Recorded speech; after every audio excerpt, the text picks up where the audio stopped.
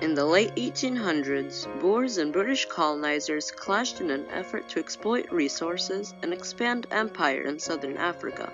The altercation led the British to employ a scorched earth policy and concentration camps, in turn forcing the Boers to compromise on eventual independence and prolonged racist Boer policies, the effects of which are still observable today. Although the Treaty of Vereeniging ended the independence of the Transvaal and the Orange Free State by making them part of the South African British colony, the treaty helped shape South Africa's independence by giving defeated Boers a promise of eventual self-government. British imperialism and Boer nationalism had been at odds in the South African region for decades. The conflict stems from a British slave ban which had ignited rebellion in its African colonies. The British rebels later established two republics which were independent from Britain, and these republics allowed slavery and never posed much of a threat towards British dominance. Despite this, Britain wanted more control over the region and in 1877 attempted to annex the two Boer republics into its colony in South Africa. After years of Boer dissatisfaction with British rule, the Boer War broke out in November of 1880, with the Boers seeking complete independence from Britain. However, the British began seeking control over South Africa once again when in 1884, gold was discovered in the Witwatersrand region, which was mainly part of the Transvaal, and over the next decade many Britons migrated to the area, seeking riches and gold. These Britons were referred to as Uitlanders, or outsiders, and although the Transvaal and the Orange Free State benefited from the mining operations, the question arose whether or not Uitlanders threatened Dutch culture and control in the area, since the Uitlanders possessed primarily British views as they were from Britain. This concern later proved entirely valid because the Uitlander population grew and by the 1890s was double the population of the Boers in the Transvaal. One of the many disputes between the Transvaal's president, Paul Kruger, and the governor of Britain's imperial colony of South Africa, Sir Alfred Milner, included whether or not to grant Uitlanders, immigrants who came to mine gold in the Transvaal, citizenships quickly. Enfranchising the Uitlanders would give Great Britain a lot more power in the Transvaal. Therefore, in 1890, Kruger passed an article of legislation stating that only Uitlanders who were 40 years of age and had resided in the Transvaal for 14 years could apply for citizenship. These requirements successfully prevented a political Uitlander takeover. Tensions between the rivals continued escalating, and in 1899, Lord Milner sought compromise with Paul Kruger and demanded that Uitlanders be given voting rights in 5 years. However, his demand was rejected. Uncertainty between the countries increased, and it became clear that war between the two countries was inevitable. So, both belligerents began preparing for war. During the first 5 months of the war, the Boer republics were hosting an impressive offensive, laying siege to 3 key cities, Ladysmith, Kimberley, and Mafeking. However, after the first 5 months of the war, the tide of the war had decisively turned to favor the British. With extremely heavy British reinforcements and the assumption of overall command by Lord Roberts, the cities of Ladysmith, Kimberley, and Mafeking were relieved of their sieges, and the British began overpowering the Boers. However, the Boers were persistent fighters, and a decision was made that the army would be split into tiny groups, which would not require a resupply wagon. This was done in order to increase troop mobility.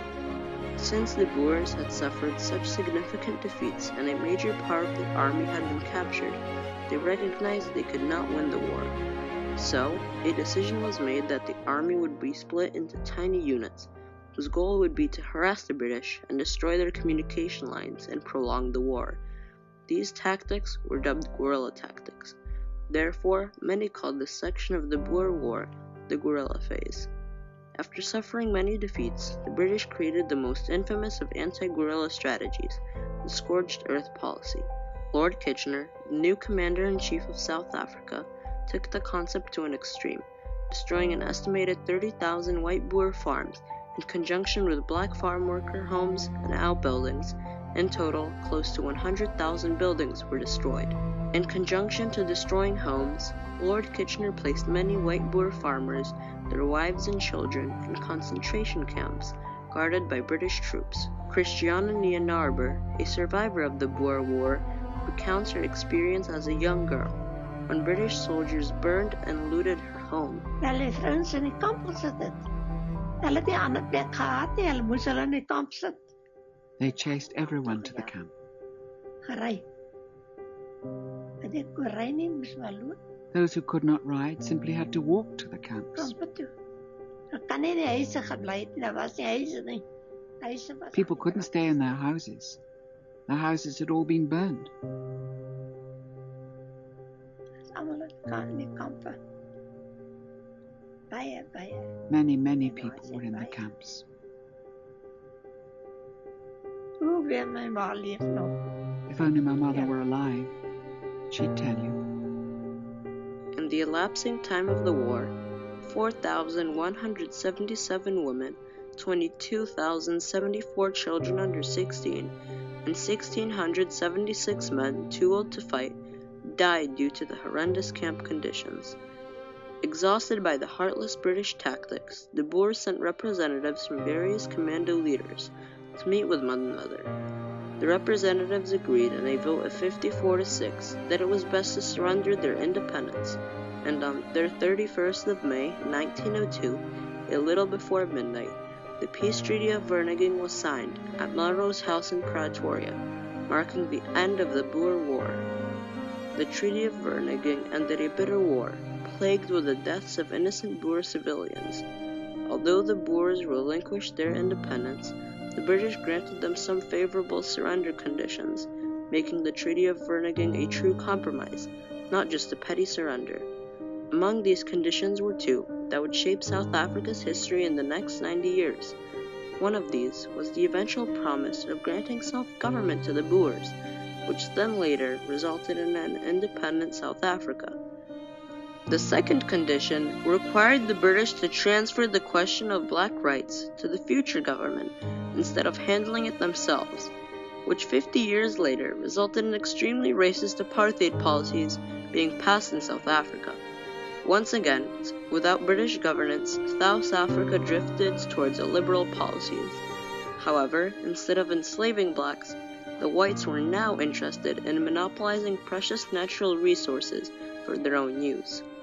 On the 31st of May, 1910, Britain granted South Africa nominal independence, and South Africa adopted the first of its 5 constitutions. Nothing prevented South Africa from enfranchising whites only, since the constitution allowed the Boers to exclude blacks from the franchise. Also, the majority of South Africans were left without the right to vote. When the peace treaty was being negotiated at Africa, my people were not there. The black people were not there. Not only were the blacks not there, but even the interests of blacks were not taken in. And we were easy to be got rid of. With the white minority in power, many racist policies towards blacks were passed, and one of the most infamous of these was the Natives Land Act of 1913, where blacks were prohibited from leasing, owning, or using 87% of South Africa's land, despite the fact that they amassed to nearly 80% of South Africa's population. Furthermore, in 1948, the National Party, whose main focus was to push for white-black segregation, came to power by winning South Africa's national elections. 10 years later, in 1958, Dr. Hendrik Voorbereid, the Prime Minister, introduced the Grand Apartheid policy, which took away nearly all rights from blacks and minorities. This policy would not be abolished until South Africa rewrote its constitution for the 3rd time in 1994. The ramifications of the Treaty of Vereeniging lasted long after the British control of the colony had ended. The compromise necessary to avoid conflict between nations led to brutal conflict and apartheid between the races in South Africa. Dutch Boers lost as independent states, but won by becoming part of an independent South Africa. and were able to pursue their own racist policies, the effects of which are still observable today.